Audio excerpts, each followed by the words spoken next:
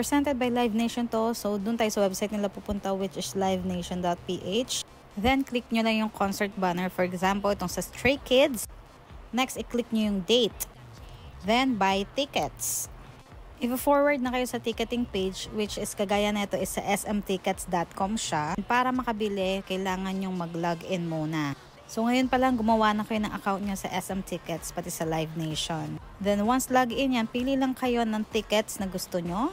For example, here, VIP Soundcheck Floor, ayan, puro sold out na. Yan, LBA, sold out na rin. Then, try natin tong lower box, wala pa rin. Then, lower box, ayan, hanggat maging may available. Pili lang kayo ng section, then select seats. Ayan, may verification lang na paganyan. And dito na, pili na kayo ng mismong seats nyo. Yung mga shade na gray. Meaning taken na siya. And then yung available is yan yung may mga white pa. And once selected, magiging color blue siya. And nakalagay dyan kung anong row and seat number nyo. Yan, successfully added na to cart. Scroll down nyo lang pababa. Nandyan yung summary ng ticket na bibilhin nyo kasama yung online fee na 100 peso. Ayan yung mga mode of payments accepted. Cards, GCash, and GrabPay. Click nyo lang yan, yung mga yan. After checking, ayan, proceed to payment. Yun, then lalagay nyo na yung payment details nyo dyan.